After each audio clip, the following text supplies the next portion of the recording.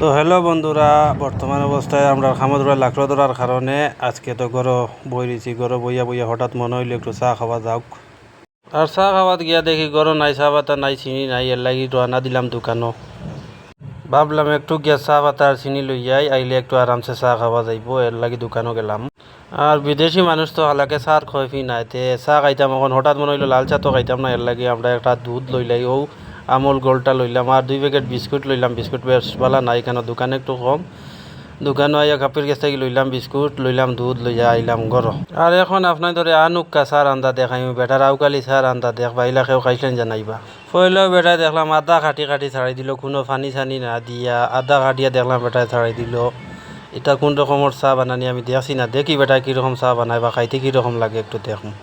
আরে বাপরে, এখন দেখি বেটায় আবার চিনিও দিলে আদার মাঝে। কিতা ব্যাপার, কিতা চা খাবাই তো আজ আল্লাহ পাকে জানেন, কিছু বুঝবাই না কিলা কিতা হইব। এই নমুনার বুঝতে পারলাম না। এখন দেখি বেটায় চা পাতা ছাড়াই দিল, পানি জানি কিচ্ছু দিল না, দেখি কিতা করে। এখন চা পাতা আদা চিনি এখানো দিয়া বেটায় ছোটো চামচি দেখি খালি লাড়াছাড়া করে, চুলা অপন করে। কিতা ব্যাপার কি যেন কইতে পারি না। ও বেটায় লাড়ি ছাড়ি বেটায় দেখলাম এখন বর্তমানে দেড় দুধ। কিতা চা খাবাই তো আজ আল্লাহ জানো, চা কীরকম হইব কইতে পারি না। আপনারা জানাইবা কীরকম হইব, ইলা খাইছিলা নি কেউ?